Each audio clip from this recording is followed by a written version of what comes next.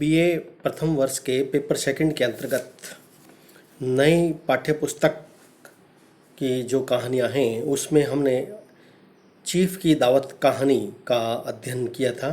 अब उसके पश्चात अगली जो कहानी है अकेली मनु भंडारी की, उसकी कहानी की जो मूल संवेदना है उससे संबंधित अध्ययन किया जाएगा। मनु भंडारी हिंदी साहित्य में कहानी लेखन के क्षेत्र में एक विशेष नाम है, क्योंकि नारी जीवन का प्रेम और परिवार की जो समस्याएं हैं वह मनु भंडारी के कहानियों की एक मुख्य विशेषता है।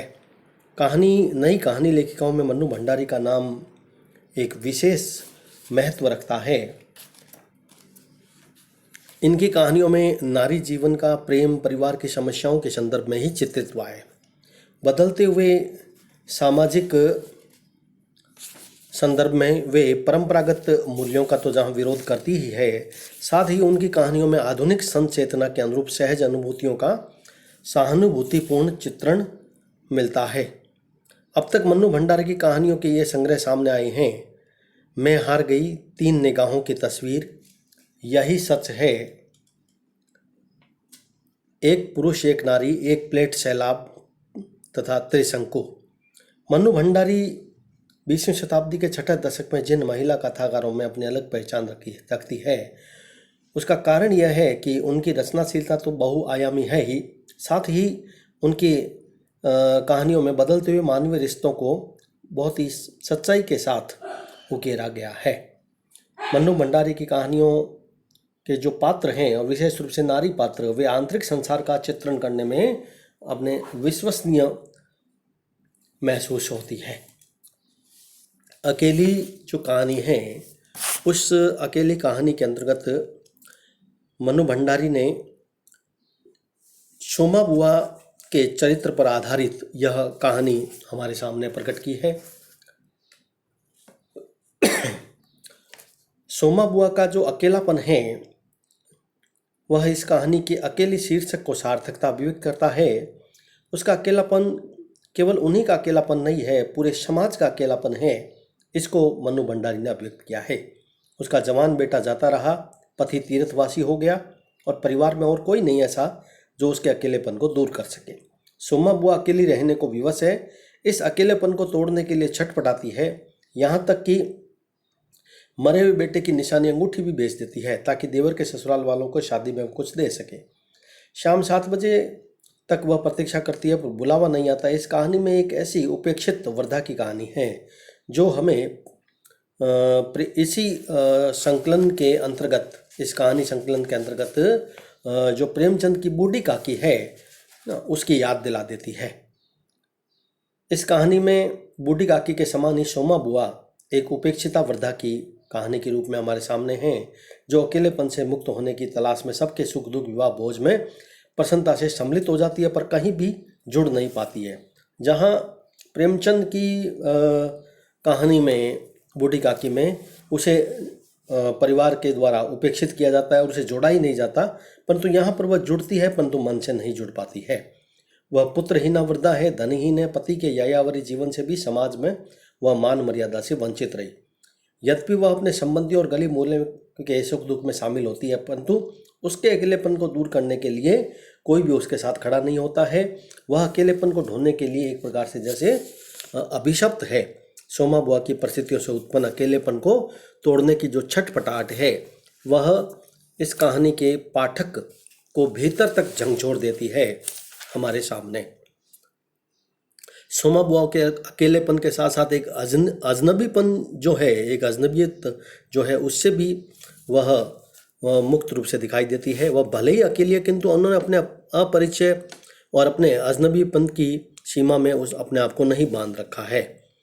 कहानी में यदि हम एक वाक्य कहानी के कथ्य के संदर्भ में हम कहें तो सोमा बुआ परित्यक्ता हैं, वे बुढ़िया हैं, अकेली है, पर उसके बावजूद भी वह एक जीवट महिला है। इस रूप में यहाँ पर सोमा बुआ को कहानीकार ने अभिव्यक्त किया है।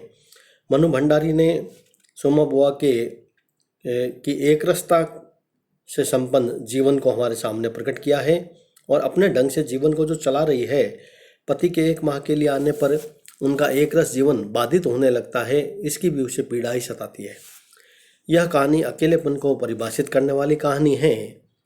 एक नई व्याख्या प्रस्तुत करती है अकेलेपन की। सामान्यतः अकेले होकर व्यक्ति पीड़ा अधिक झेलता है, निराश हो जाता है, उसकी निराशा चरम सीमा पर पहुंच जाती है और तन मन से वह घायल हो जाता है। किंतु सोमा बुआ ऐसा नहीं है। सोमा बुआ ने अकेलेपन को स्वीकार कर लिया, किंतु उसके साथ ही अजनबीपन को त्याग देती है। आत्मीय और सहानुभूतिपूर्ण जो एक व्यवहार है सबके प्रति वह रखती है और उसकी संवेदना इतनी बढ़ जाती है कि वह उसी के तहत अपना व्यवहार रखती है। नाते रिश्ते पूरी तरीके से निभाने वाली सोमा बुआ रिश्तों से कटकर अपना जीवन बिताना उचित नहीं समझती है। वास्तव में इस दृष्टि को विशेष महत्व दिया जाना चाहिए और यही कारण है कि उत्सव में नाते रिश्तों के कारण ही वे एक विवाह में अपनी और कुछ देने का प्रयास करती है और अंगूठी तक बेच देती है, जो एक निशानी होती है उसके पुत्र की।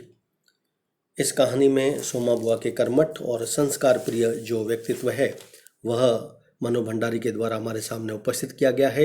एक संवेदना प्रवण कहानी है जिसके अंतर्गत पाठक को सहृदयता, भावुकता और कर्मठता से जोड़कर उसमें संस्कार पैदा करना कहानीकार मनु भंडारी का एक मुख्य उद्देश्य रहा है। कोई भले कितना ही तोड़ना चाहे, वे टूटे हुए संबंधों को अपनी उपस्थिति द्वारा जोड़ने का प्रयास करती है और उसमें वे पूरी तरीके से सफल भी हो जाती है। तो उक्त कहानी के अंतर्गत सोमा बुआ के माध्यम से उसकी जो क्रियाशीलता है और सहृदयता के साथ उसके द्वारा जो उत्सव और आदि में शामिल होना, मनाया जाना, ये सब तथ्य इस बात को प्रतिपादित करते हैं कि मनुष्य को समाज में अपने अकेलेपन को भी अपना धर्म समझकर पूरी तरीके से उसको क्रियाशीलता और सहृदयता के साथ उसे अपनाना चाहिए।